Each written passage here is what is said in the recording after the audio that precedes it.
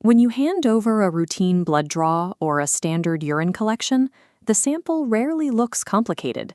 To the naked eye, it appears as a completely uniform, homogeneous liquid. But suspended in that fluid are thousands of invisible molecules, complex starches, structural proteins, and simple sugars that hold precise data about a patient's health. Preserving this microscopic evidence requires rigid physical control.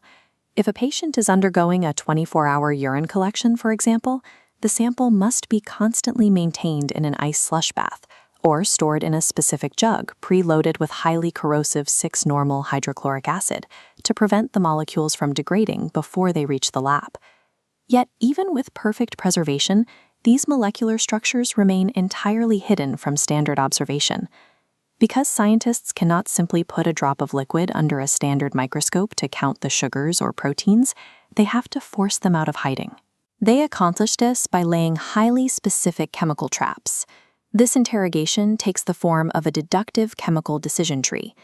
Scientists start with broad screenings to sort the unknown contents into major molecular families, separating carbohydrates on one side and proteins on the other. To test for carbohydrates, they use Mollish's test. By adding concentrated sulfuric acid, the trap dehydrates the sample. If carbohydrates are present, they react to form a highly distinct purple ring directly at the liquid's interface. This graphic illustrates the visual output of the Biuret test, which sits on the other branch of our flowchart. This test specifically hunts for the peptide bonds that link protein structures together, shifting the solution from a negative blue to a positive purple. This slide breaks down the chemical mechanism driving that color shift. In an alkaline solution, copper 2+ ions actively react with those peptide bonds to form the visible colored complex. While these broad tests successfully confirm that a specific family of molecules is floating in the sample, they are only the first step. Identifying the specific molecules at play requires pushing further down the decision tree. Heading down the carbohydrate branch, the immediate next step is separating the large, complex starches from the simple sugars. This is done using the iodine test.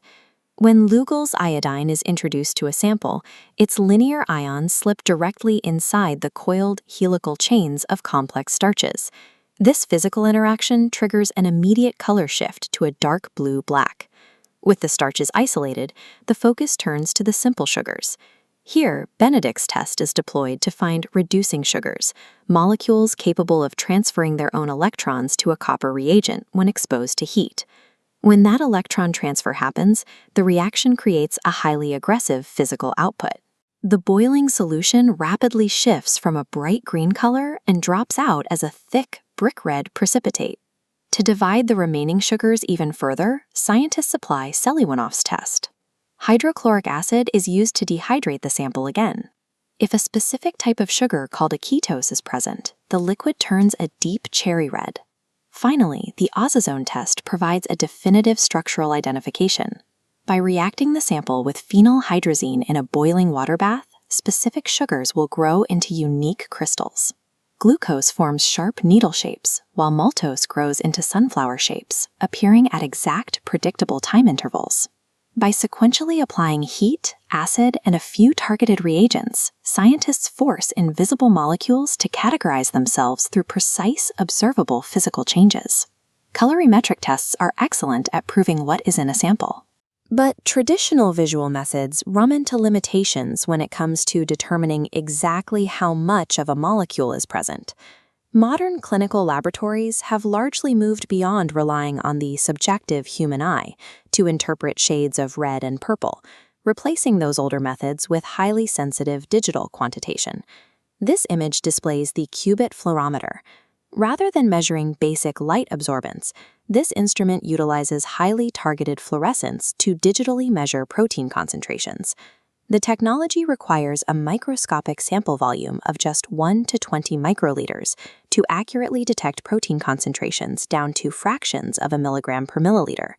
By replacing qualitative visual estimates with exact digital measurements, modern diagnostics and pharmaceutical research secure the pinpoint data required to make clinical decisions. At its core, biochemistry operates as a translation mechanism, successfully bridging the microscopic environment and the macroscopic world. Scientists force molecular structures to communicate their hidden bonds by translating them into macroscopic signals. An electron transfer becomes a glowing fluorescent readout, a blue-green liquid, or a needle-shaped crystal, which brings the entire process back to the physical stakes of a routine blood draw or a 24-hour urine collection maintained on ice. When you hand over a medical sample, you supply the exact raw starting material for this highly orchestrated chemical decision tree.